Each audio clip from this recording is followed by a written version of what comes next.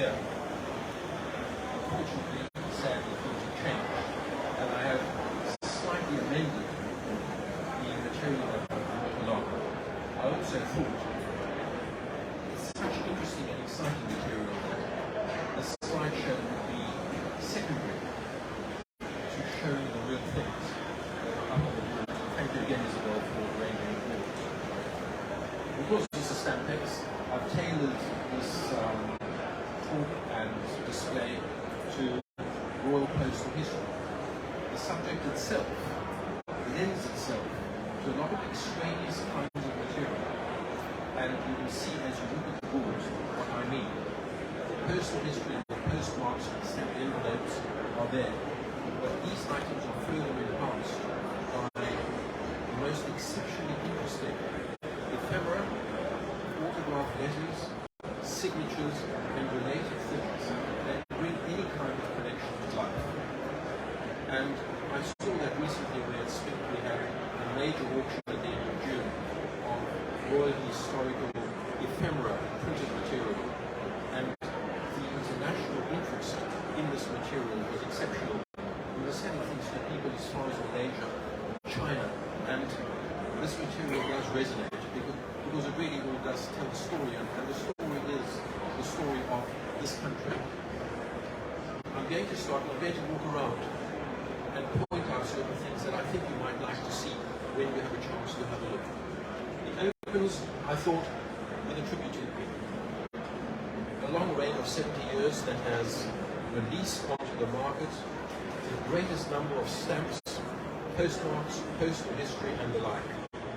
And you will see from here how all this meshes together in that you can have autograph letters with the envelopes, and you can have photographs that enhance the letters. Signed photographs, which are presentation items, these are not souvenirs. These are items that will be presented by the sovereign on a royal visit or to people who are deserving of receiving a signed photograph. And the earliest photographs that the Queen presented in her reign were taken by Dorothy Wilding, who recognized the image. It's now become an iconic image, and those are hand-signed, both the one of the Queen and the one of Prince Philip. I will let you into a little secret that in 1960, Prince Philip discovered an amazing machine in America called the autopen. And he says to the household, well, I'm not going to be signing 1,000 Christmas cards every year when we can bring this machine in that signs things in ink and really looks like the real thing. So every single Christmas card from the Queen and Prince Philip from 1960-61 onwards was signed by machine. The only ones that were not signed by machine were the ones signed Lilibet by the Queen. And that rounds off the exhibit where you see two hand-signed cards. One is Lilibet, one is Elizabeth R. But everything from 1960, including MBEs, OBEs, military commissions, and things of that kind, was signed by machine. And if they didn't change the template from year to year on the Christmas cards, the signatures remained the same. And I cannot tell you what trouble I've had over the years convincing people who've received these Christmas cards that these are not hand-signed. All those are auto-pen generated or printed signatures. You can't hear. I've got to turn this up. I'll talk a little louder. Is that okay? Right. So, what we've got over here are a range of original photographs of the Queen from being a little girl all the way through. You'll see letters, personal letters that she's written in her own handwriting, signed Lilibet, signed Elizabeth. The one that I will point out is this one from 1941, written from Windsor Castle, where they were during the Second World War, and she talks about the beastly Germans bombing Windsor Great Park. Have a look at that. The Queen's handwriting, like all her handwritings, changed over the years, and the latter letters really reflect the handwriting of a very, very busy lady. And you will see a rushed handwriting towards the end. And she did write many letters, and I think that as the market changes now, with the reign having come to an end, we will see many more of these letters coming onto the market, because people keep this kind of thing. There has been a reluctance in recent years for people to retain these. But now that the life has ended, that reluctance will have come to an end too. So people interested in this market, keep an eye open. We're going to see more correspondences coming on. I had the great sense of excitement of buying a correspondence written to a lady who lived in London just after the Second World War and befriended the royal family. Her father was the American ambassador to the court of St. James. She died maybe 10 years ago, and the tradition always was that if you received letters from members of the royal family, you would have returned these to the Royal Archives at Windsor Castle. Those traditions have been overcome by commercial considerations, and letters now appear on auction. And when I bought a group of letters written by Princess Margaret with their original envelopes on auction in America, I didn't really know what the letters said, because they don't illustrate everyone. And I cannot tell you what a sense of excitement I had when I read the following. Registered cover, George VI stamps, written by Princess Margaret in May 1952, 3 months after the death of the King. And Princess Margaret writes to her great friend, dearest Sharman, her name was Sharman Douglas. And she's writing from Buckingham Palace, so there's a lot going on now. There's a change of reign. They've got to move out of Clarence House. There's a lot happening. The Queen has moved from Clarence House to Buckingham Palace. Princess Margaret and the Queen Mother are moving from Buckingham Palace to Clarence House. There's chaos in the Royal Post Office at Buckingham Palace. And this is what Princess Margaret writes. Oh, just one tiny thing, lovey. Please don't get Mama and Lilibet mixed up in addressing them. Lilibet is purely and simply the Queen, and Mama is now Queen Elizabeth, the Queen Mother. I only tell you this in case you want to write to either of them, as we are all here on force, as in Buckingham Palace. The letters do get dreadfully mixed up if people don't put Queen Mother after Queen Elizabeth. Does this make any sense at all? And then came a sentence that says it all, because letters are the closest you can get to the thinking of any person. And Princess Margaret says, Mama is cursing the day they named Lilibet Elizabeth. Two Elizabeths. And when the Queen was born, she wasn't that close to the throne. So, historic and interesting. And an interesting item of personal history because of the registered envelope and the accompanying letter. I'm going to take you on a rough ramble through the history of Royal Postal History, and starting with Queen Victoria. And we know Queen Victoria has been immortalized on the penny black. On the 6th of May 1840, Queen Victoria surrendered her franking privilege, which means that she was going to pay postage just like all her other subjects. The item that has eluded me and every person in this room who is into line engraving is to find an envelope in the handwriting of Queen Victoria with a penny black on it. As far as I know, they do not exist. There are others with penny reds on them, because penny reds were used for a huge amount of time, and you will see those through the exhibit. Queen Victoria carried on the tradition of signing her envelopes the Q or the Queen. And this goes all the way through to today, and we'll end up with that. So what you see here are a range of envelopes signed the Queen, A, so that the clerks or footmen within the household know who is sending the letter, but much more importantly, the recipient of these letters know from whom it is coming. So you'll see the Queen, in latter years, it went down to a scribble, which is the Q. Prince Albert did the same, initialing A, signing Albert. This is the last known postally used item from the Royal Pavilion in Brighton, sent by the royal family. They didn't use it after 1842 because Prince Albert objected to the public coming out and gawping at the royal family and the little children going to bathe in the sea at Brighton. So the Royal Pavilion was never used after 1842. It's a very interesting cover.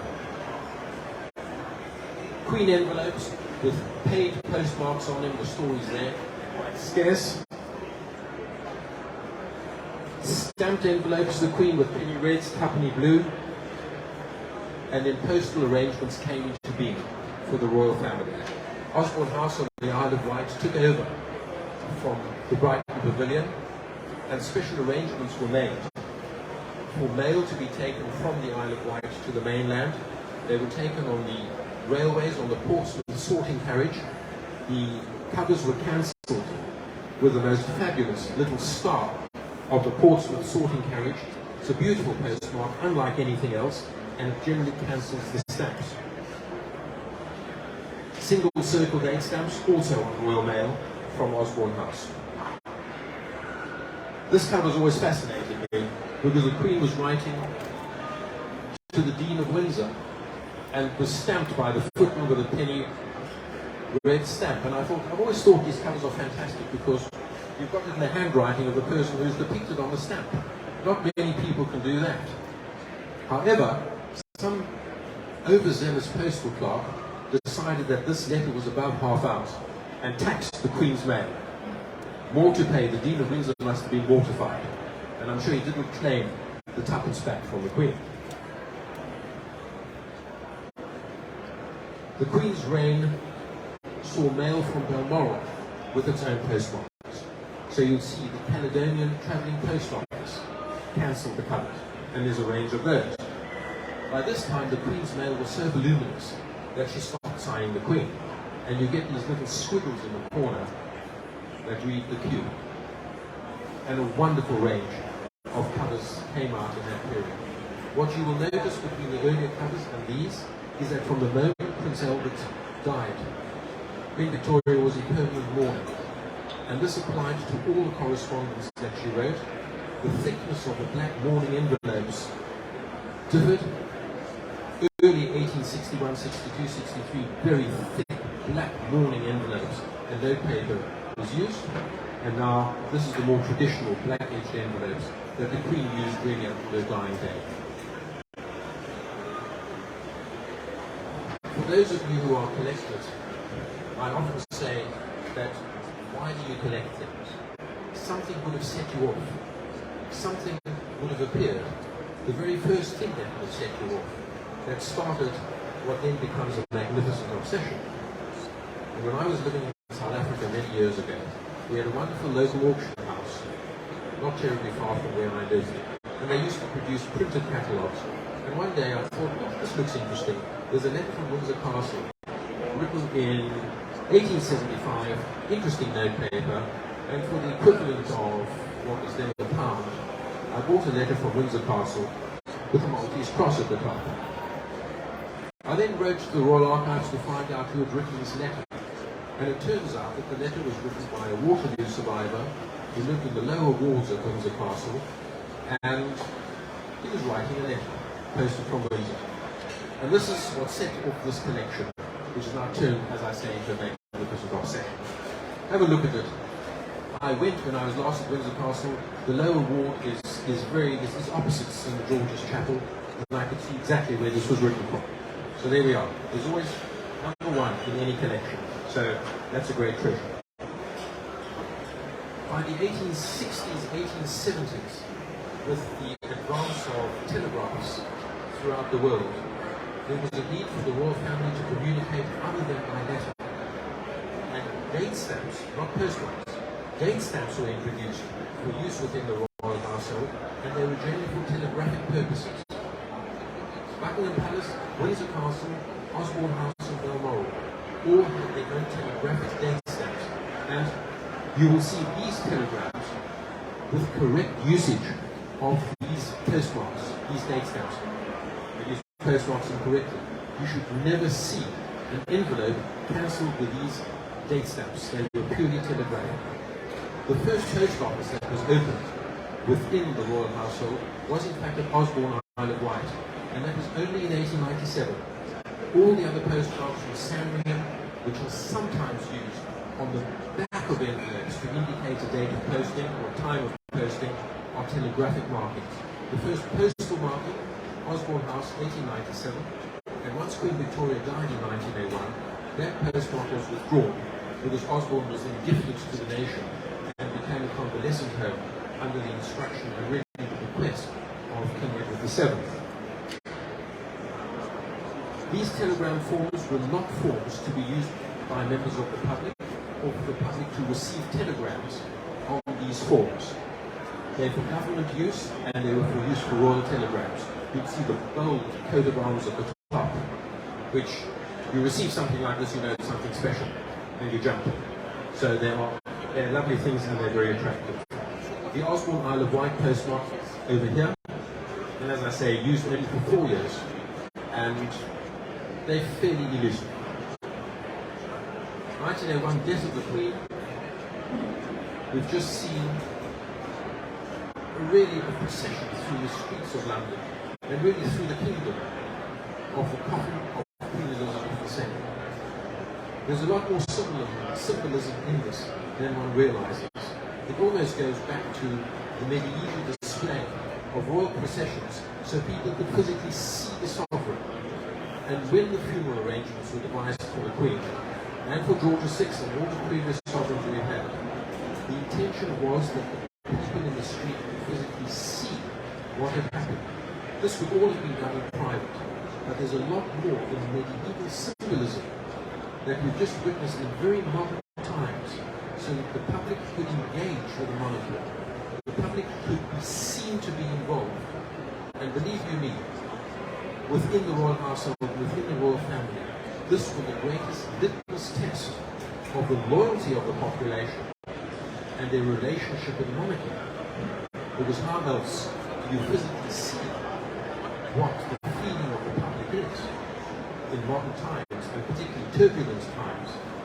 And I think what we have seen is something that they couldn't have expected, and with the Queen dying at Balmoral, this has been a kick in the teeth for Scottish independence in a way, where this really started off at St Giles Cathedral in Edinburgh, and so the progress through the kingdom was there, and the people really went back to see. This was biblical almost, if you look at it in that context. There was a lot of reason behind this and a lot of planning behind this. And the message has really got through that the monarchy is fairly secure here, despite what politicians and others might wish for. Queen Victoria's procession through the streets of London again. She didn't die in Windsor. She didn't die at Buckingham Palace. The death was at Osborne House. So the remains have got to be transported. And you see all sorts of things there to do with the death of Queen Victoria. And invitations went out.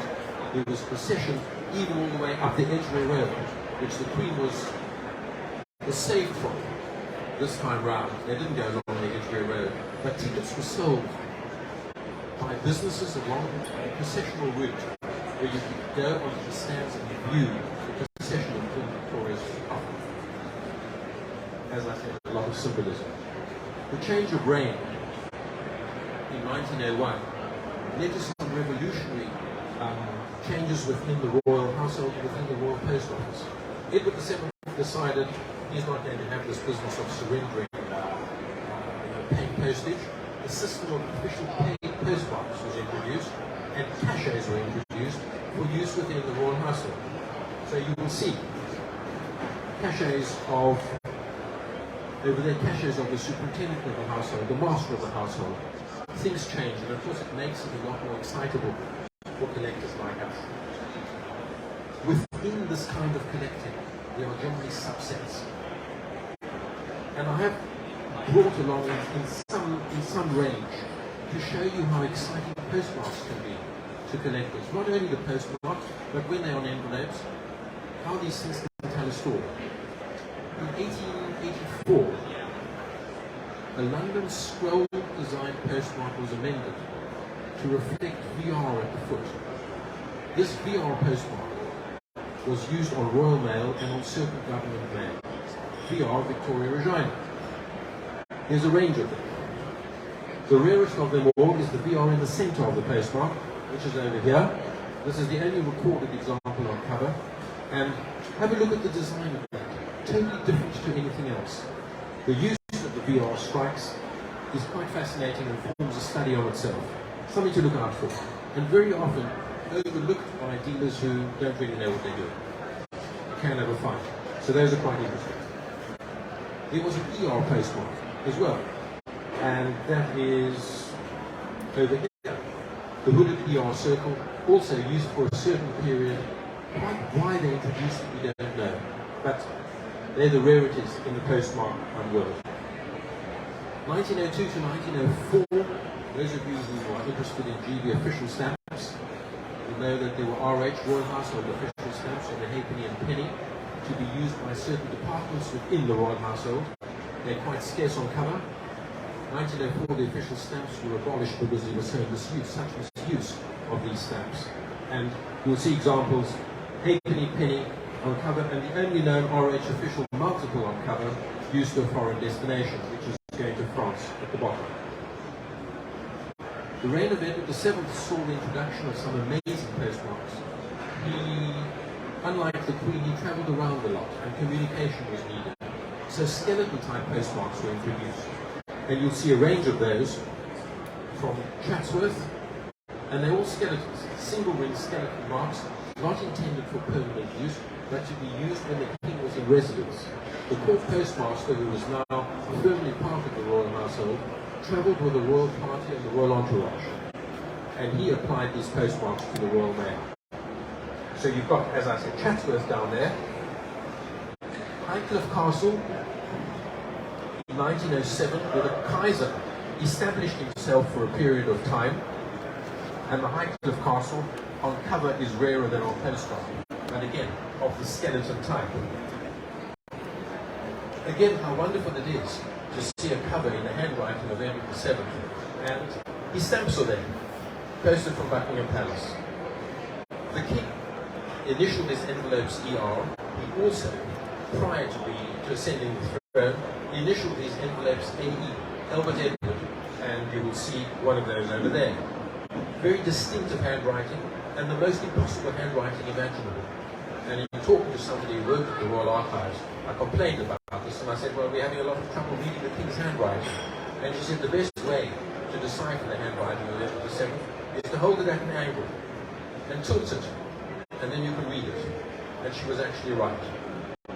Also, shocking handwriting was the handwriting of Danish-born Queen Alexandra, where letters merge into each other, and you need to be able to see a lot of these things to really be able to read the letters with ease.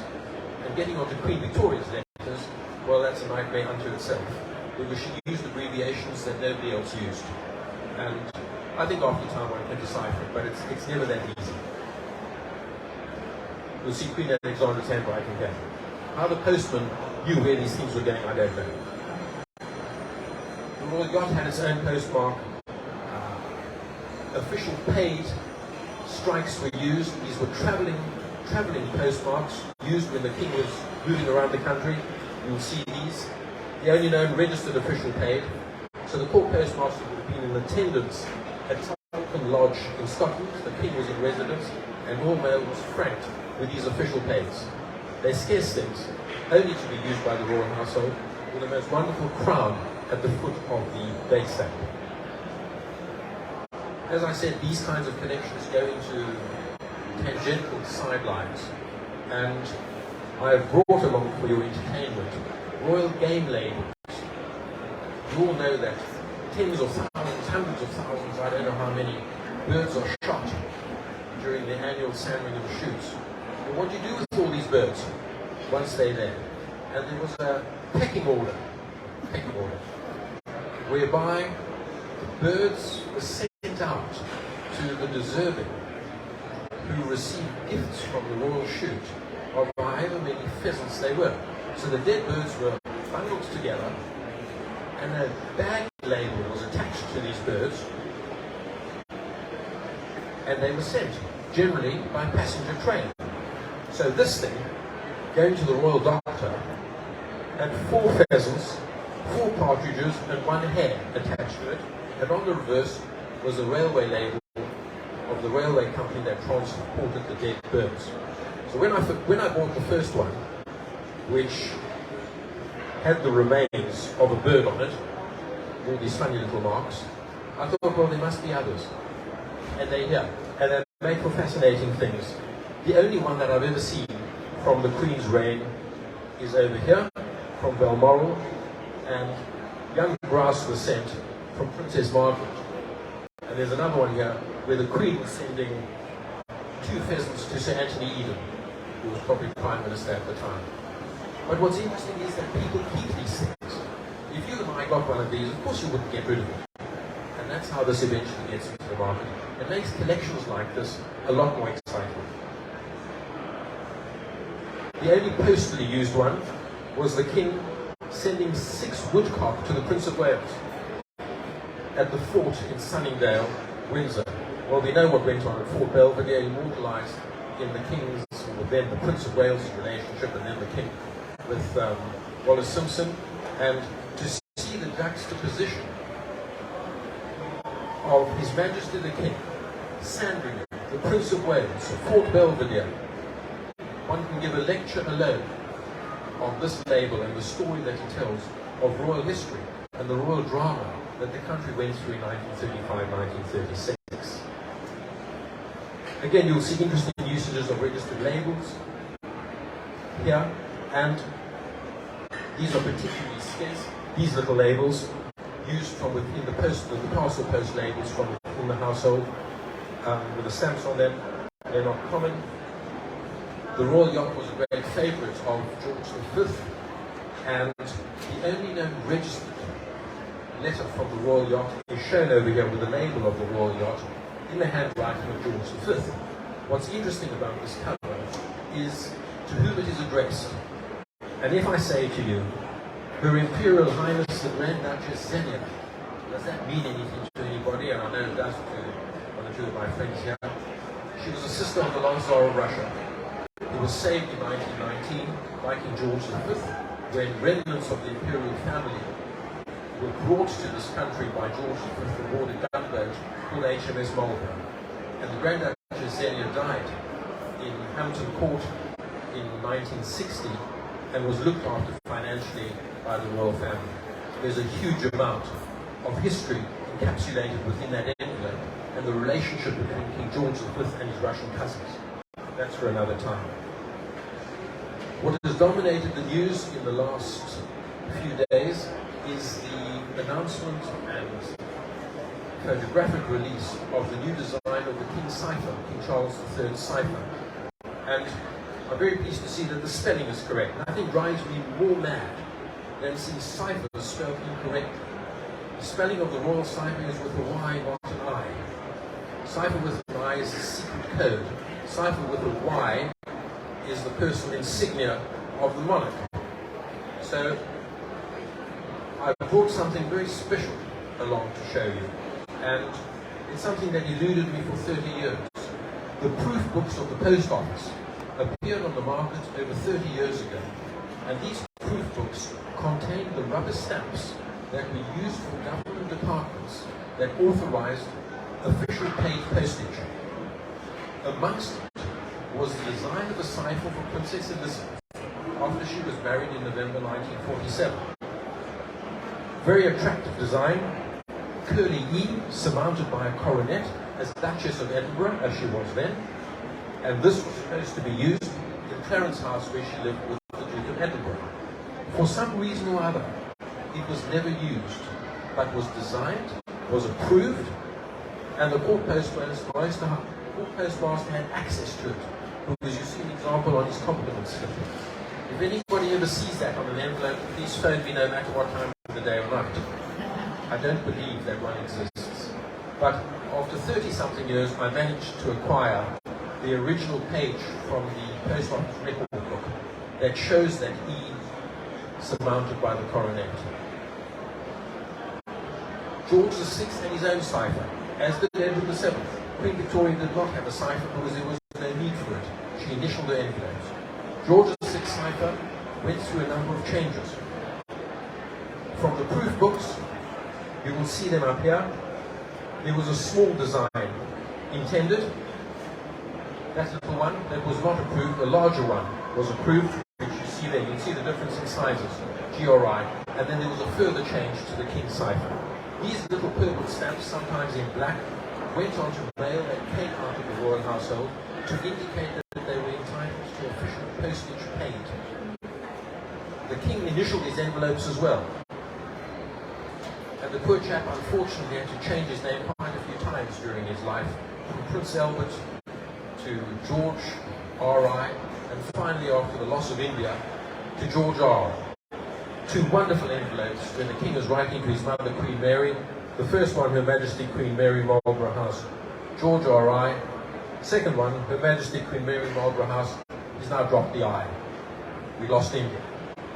Interesting things. The Queen's cipher in 1952 took 3 months to introduce. So you find that from February 1952, after the death of George VI, the cipher of George VI was still being used at the beginning of the new reign. The E2R that we are so familiar with and was used in various designs over 70 years was also subject to proofing, and that is it. Approved by Her Majesty the Queen. This is the first example struck of the cipher in the proof books and a very early usage of it. All sorts of interesting things there, from more bag labels. And we are now waiting to see the cipher of Charles III on his mail. But I have ended off over here.